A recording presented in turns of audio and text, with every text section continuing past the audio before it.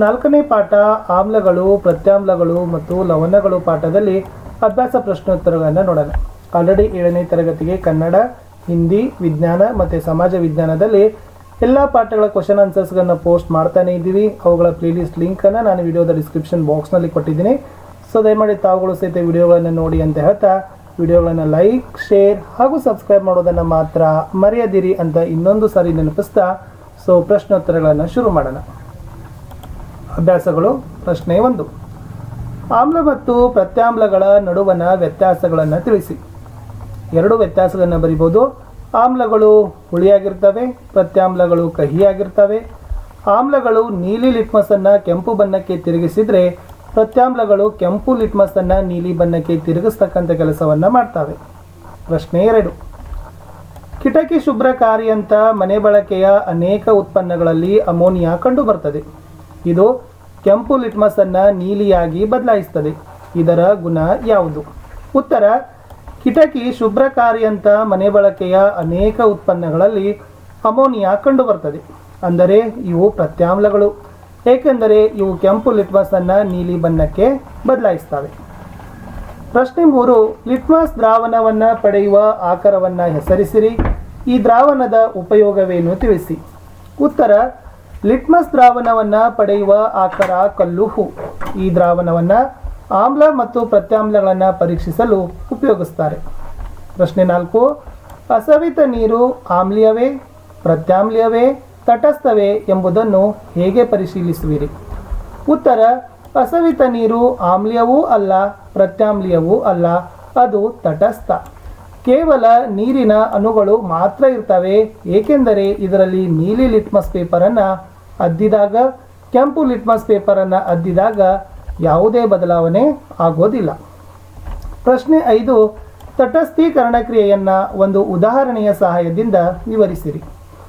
ಒಂದು ಆಮ್ಲೀಯ ದ್ರಾವಣ ಮತ್ತು ಒಂದು ಪ್ರತ್ಯಾಮ್ಲೀಯ ದ್ರಾವಣವನ್ನು ಸೂಕ್ತ ಪ್ರಮಾಣದಲ್ಲಿ ಬೆರೆಸಿದಾಗ ಆಮ್ಲದ ಆಮ್ಲೀಯ ಗುಣ ಮತ್ತು ಪ್ರತ್ಯಾಮ್ಲದ ಪ್ರತ್ಯಾಮ್ಲೀಯ ಗುಣಗಳೆರಡೂ ನಾಶವಾಗ್ತವೆ.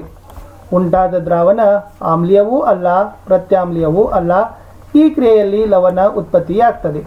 ಈ ಕೆಳಗಿನ ಕ್ರಿಯೆ ಒಂದು ಉದಾಹರಣೆ: ಹೈಡ್ರೋಕ್ಲೋರಿಕ್ ಆಮ್ಲ plus sodium hydroxide it gives to sodium chloride plus ನೀರು. ಅದನ್ನೇ ನಾವು ಸಮೀಕರಣದಲ್ಲಿ ಬರೀಬೋದು. HCl plus NaOH it gives NaCl plus H2O. ಪ್ರಶ್ನೆ 6. ಹೇಳಿಕೆಯು ಸರಿಯಾಗಿದ್ದರೆ ಸರಿ ಎಂದು, ತಪ್ಪಾಗಿದ್ದರೆ ತಪ್ಪು ಎಂದು ಗುರುತಿಸಿ. ಪ್ರಶ್ನೆ 1. ನೈಟ್ರಿಕ್ ಆಮ್ಲ ಕೆಂಪು ಲಿಟ್ಮಸನ್ನು ನೀಲಿಯಾಗಿಸ್ತದೆ. ತಪ್ಪು. ಸೋಡಿಯಂ ಹೈಡ್ರಾಕ್ಸೈಡ್ ನೀಲಿ ಲಿಟ್ಮಸನ್ನು ಕೆಂಪಾಗಿಸ್ತದೆ. ತಪ್ಪು. ಸೋಡಿಯಂ ಹೈಡ್ರಾಕ್ಸೈಡ್ ಮತ್ತು ಹೈಡ್ರೋಕ್ಲೋರಿಕ್ ಆಮ್ಲಗಳೆರಡು ಪರಸ್ಪರ ತಟಸ್ಥಗೊಂಡು ಲವಣ ಮತ್ತು ನೀರನ್ನು ಉಂಟು ಮಾಡ್ತವೆ. ಸರಿ. ಆಮ್ಲೀಯ ಮತ್ತು ಪ್ರತ್ಯಾಮ್ಲೀಯ ದ್ರಾವಣಗಳಲ್ಲಿ ಬೇರೆ ಬೇರೆ ಬಣ್ಣಗಳನ್ನು ತೋರುವ ಪದಾರ್ಥವೇ ಸೂಚಕ. ಸರಿ. ಪ್ರತ್ಯಾಮ್ಲದ ಇರುವಿಕೆಯಿಂದ ಹಲ್ಲಿನ ಕುಳಿಯು ಉಂಟಾಗ್ತದೆ. ತಪ್ಪು. ಪ್ರಶ್ನೆ 7. ದೋರ್ಜಿಯ ಉಪಹಾರ ಗೃಹದಲ್ಲಿ ಕೆಲವು ಲಘು ಪಾನೀಯದ ಬಾಟಲಿಗಳಿವೆ. ಆದರೆ ದುರದೃಷ್ಟವಶಾತ್ ಅವುಗಳಿಗೆ ಹೆಸರಿನ ಪಟ್ಟಿಯನ್ನು ಅಂಟಿಸಿಲ್ಲ. ಗ್ರಾಹಕರ ಬೇಡಿಕೆಗೆ ತಕ್ಕಂತೆ ಆತ ಆ ಪಾನೀಯಗಳನ್ನು ನೀಡಬೇಕು. ಒಬ್ಬ ಗ್ರಾಹಕನು ಆಮ್ಲೀಯ ಪಾನೀಯವನ್ನು, ಇನ್ನೊಬ್ಬ ಪ್ರತ್ಯಾಮ್ಲೀಯ ಪಾನೀಯವನ್ನು, ಮೂರನೆಯವನು ತಟಸ್ಥ ಪಾನೀಯವನ್ನು ಬಯಸ್ತಾರೆ. ಯಾವ ಪಾನೀಯವನ್ನು ಯಾರಿಗೆ ನೀಡಬೇಕೆಂದು ದೋರ್ಜಿ ಹೇಗೆ ತೀರ್ಮಾನಿಸ್ತಾನೆ. ಉತ್ತರ: ದೋರ್ಜಿಯು ಇವು 3 ಪಾನೀಯಗಳನ್ನು ಲಿಟ್ಮಸ್ ಪೇಪರಿನ ಮೂಲಕ ಪರೀಕ್ಷಿಸಬೇಕು. ನೀಲಿ ಲಿಟ್ಮಸ್ ಕಾಗದ ಕೆಂಪು ಬಣ್ಣಕ್ಕೆ ಬದಲಾಗಿದ್ದರೆ ಅದು ಆಮ್ಲದಿಂದ ಕೂಡಿರ್ತದೆ. ಕೆಂಪು ಬಣ್ಣದ ಲಿಟ್ಮಸ್ ನೀಲಿ ಬಣ್ಣಕ್ಕೆ ಬದಲಾದರೆ ಅದು ಪ್ರತ್ಯಾಮ್ಲೀಯ ಪಾನೀಯ ಆಗ್ತದೆ. ಲಿಟ್ಮಸ್ ಪೇಪರ್ನಲ್ಲಿ ಯಾವುದೇ ಬಣ್ಣ ಬದಲಾಗದೇ ಇದ್ದರೆ, ಅಂದರೆ ನೀಲಿ ಲಿಟ್ಮಸ್ ನೀಲಿಯಾಗಿ ಕೆಂಪು ಲಿಟ್ಮಸ್ ಕೆಂಪಾಗಿ ಇದ್ದರೆ ಅದು ತಟಸ್ಥ ಪಾನೀಯ ಆಗ್ತದೆ. ಈ ರೀತಿಯಾಗಿ ದೋರ್ಜಿ ತೀರ್ಮಾನವನ್ನು ಮಾಡಬೇಕು. ಮುಂದಿನ ಪ್ರಶ್ನೆ 8. ಏಕೆಂದು ವಿವರಿಸಿರಿ. ಫಸ್ಟ್ 1. ನೀವು ಆಮ್ಲೀಯತೆಯಿಂದ ನರಳುವಾಗ ಆಮ್ಲರೋಧಕ ಮಾತ್ರೆಯನ್ನು ತೆಗೆದುಕೊಳ್ಳುವಿರಿ. ಉತ್ತರ: ಏಕೆಂದರೆ ಆಮ್ಲರೋಧಕ ಮಾತ್ರೆಯಲ್ಲಿ ಪ್ರತ್ಯಾಮ್ಲೀಯ ಇರ್ತದೆ. ಆಮ್ಲ ಮತ್ತು ಪ್ರತ್ಯಾಮ್ಲಗಳು ಸೂಕ್ತ ಪ್ರಮಾಣದಲ್ಲಿ ಬೆರೆಸಿದಾಗ ಆಮ್ಲದ ಆಮ್ಲೀಯ ಗುಣ ಹಾಗೂ ಪ್ರತ್ಯಾಮ್ಲದ ಪ್ರತ್ಯಾಮ್ಲೀಯ ಗುಣಗಳೆರಡೂ ನಾಶವಾಗ್ತವೆ. ಇದರಿಂದ ನಮಗೆ ಆಮ್ಲೀಯತೆ ಕಡಿಮೆ ಆಗ್ತದೆ. ಈ ಕಾರಣದಿಂದ ಆಮ್ಲೀಯತೆಯಿಂದ ನರಳತಕ್ಕಂಥ ವ್ಯಕ್ತಿಗೆ ಆಮ್ಲರೋಧಕ ಮಾತ್ರೆಯನ್ನು ತೆಗೆದುಕೊಳ್ಳೋದು ಸೂಕ್ತ. ಪ್ರಶ್ನೆ 2. ಇರುವೆ ಕಚ್ಚಿದಾಗ ಚರ್ಮದ ಮೇಲೆ ಕೆಲಮೈನ್ ದ್ರಾವಣವನ್ನು ಲೇಪಿಸಬೇಕಾಗುತ್ತದೆ. ಉತ್ತರ: ಇರುವೆ ಕಚ್ಚುವಾಗ ಅದು ಆಮ್ಲೀಯ ದ್ರವವನ್ನು ಚರ್ಮದ ಒಳಗೆ ಸ್ರವಿಸ್ತದೆ. ಒದ್ದೆ ಮಾಡಿದ ಅಡುಗೆ ಸೋಡಾ ಅಥವಾ ಸತುವಿನ ಕಾರ್ಬೋನೇಟ್ ಒಳ ಕಾಲಮೈನ್ ದ್ರಾವಣವನ್ನು ಉಜ್ಜೋದ್ರಿಂದ ಆ ಆಮ್ಲದ ಪರಿಮಾಣವನ್ನು ತಟಸ್ಥಗೊಳಿಸಬಹುದು. ಮುಂದಿನ ಪ್ರಶ್ನೆ: ಕಾರ್ಖಾನೆ ತ್ಯಾಜ್ಯಗಳನ್ನು ವಿಲೇವಾರಿ ಮಾಡುವ ಮುನ್ನ ಅವುಗಳನ್ನು ತಟಸ್ಥಗೊಳಿಸಬೇಕು. ಉತ್ತರ: ಅನೇಕ ಕಾರ್ಖಾನೆಗಳ ತ್ಯಾಜ್ಯಗಳು ಆಮ್ಲಗಳನ್ನು ಒಳಗೊಂಡಿರ್ತವೆ.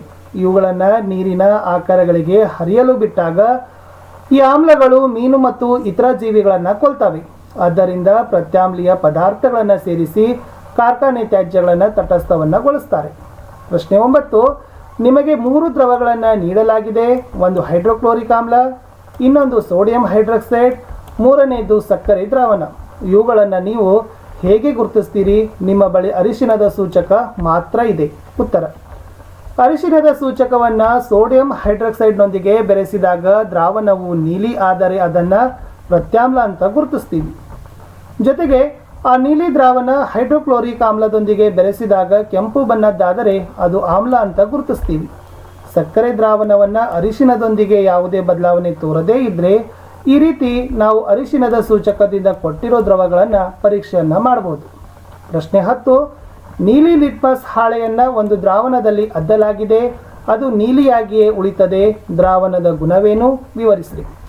ನೀಲಿ ಲಿಟ್ಮಸ್ ಹಾಳೆಯನ್ನು ದ್ರಾವಣದಲ್ಲಿ ಅದ್ದಿದಾಗ ಅದು ನೀಲಿಯಾಗಿಯೇ ಉಳಿದರೆ ಕೊಟ್ಟಿರೋ ದ್ರಾವಣ ಆಮ್ಲ ಅಲ್ಲ, ಏಕೆಂದರೆ ಆಮ್ಲಗಳು ನೀಲಿ ಲಿಟ್ಮಸ್ ಅನ್ನು ಕೆಂಪು ಬಣ್ಣಕ್ಕೆ ಬದಲಾಯಿಸ್ತವೆ. ಆದ್ದರಿಂದ ದ್ರಾವಣ ಪ್ರತ್ಯಾಮ್ಲ ಇಲ್ಲವೇ ತಟಸ್ಥ ಗುಣ ಹೊಂದಿದೆ ಅಂತ ತಿಳಿಬಹುದು. ಹೇಳಿಕೆಗಳನ್ನು ಗಮನಿಸಿ. ಎ, ಆಮ್ಲ ಮತ್ತು ಪ್ರತ್ಯಾಮ್ಲಗಳೆರಡು ಎಲ್ಲ ಸೂಚಕಗಳ ಬಣ್ಣ ಬದಲಾಯಿಸ್ತದೆ. ಒಂದು ಸೂಚಕ ಆಮ್ಲದಲ್ಲಿ ಬಣ್ಣ ಬದಲಾಯಿಸಿದರೆ ಪ್ರತ್ಯಾಮ್ಲದಲ್ಲಿ ಬಣ್ಣ ಬದಲಾವಣೆಯಾಗೋದಿಲ್ಲ. ಒಂದು ಸೂಚಕವು ಪ್ರತ್ಯಾಮ್ಲದಲ್ಲಿ ಬಣ್ಣ ಬದಲಾಯಿಸಿದರೆ ಆಮ್ಲದಲ್ಲಿ ಬಣ್ಣ ಬದಲಾಯಿಸೋದಿಲ್ಲ. ಆಮ್ಲ ಮತ್ತು ಪ್ರತ್ಯಾಮ್ಲಗಳೆರಡು ಬಣ್ಣದ ಬದಲಾವಣೆಯ ಸೂಚಕದ ವಿಧವನ್ನು ಅವಲಂಬಿಸಿದೆ.